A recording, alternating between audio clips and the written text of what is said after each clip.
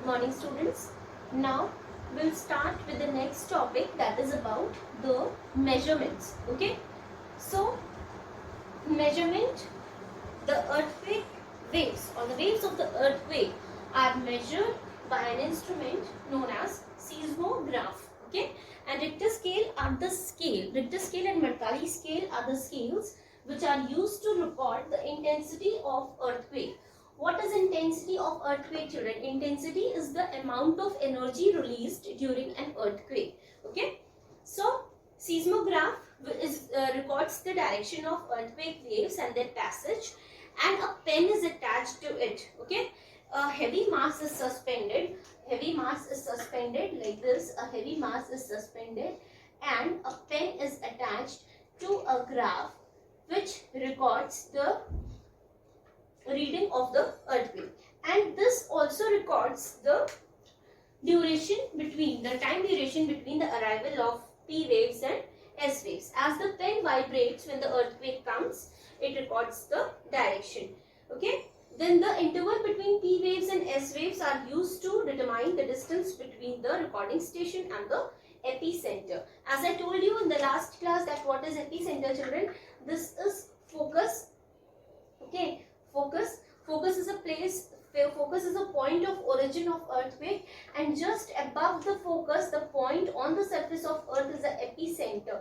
On the surface of earth is a epicenter. Okay, then we have Richter scale and Mercalli scale.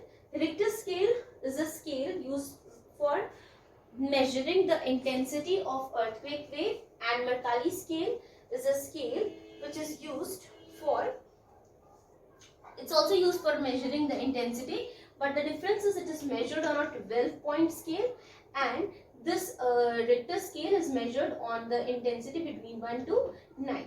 Okay, so the intensity of earthquake between 1 to 9 in mathematical precision is measured with the Richter scale, and 12-point is used in Mercalli scale. Okay, the most commonly used one is the Richter scale, which we use most commonly.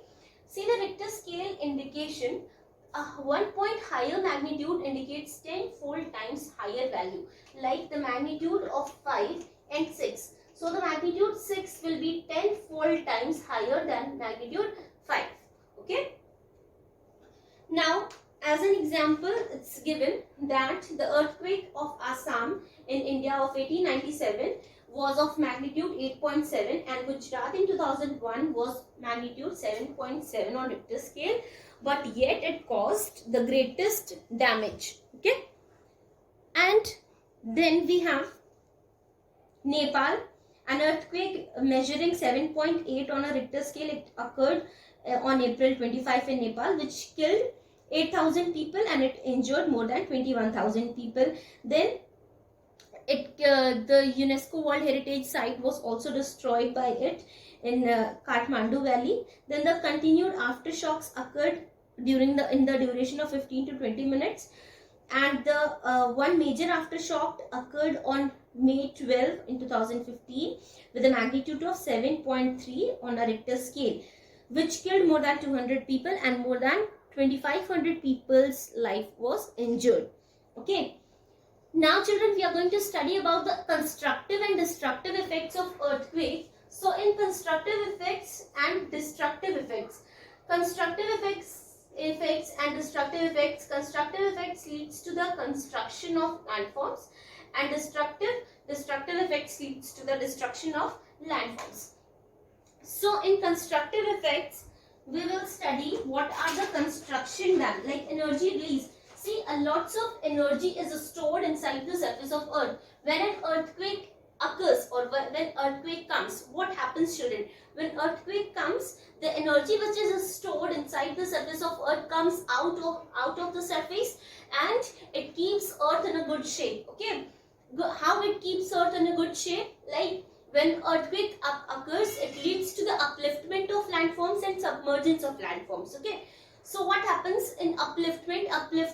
In upliftment, various landforms are uplifted upwards, which leads to the creation of various mountain plateaus. In submergence, like in the case of Dwarka in Gujarat, it had submerged under the water. It leads to submergence. Okay. It leads to the formation of landforms also. Destructive effects, collapse of structures, like destruction of structures, building, collapse of buildings, submergence like in Dwarka.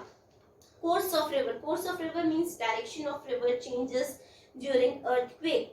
During earthquake, many rivers changes their direction.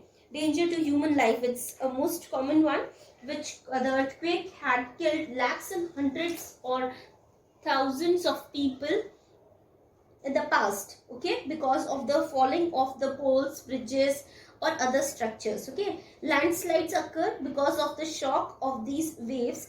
Landslide, the rocks in the surface, inside the surface of earth, it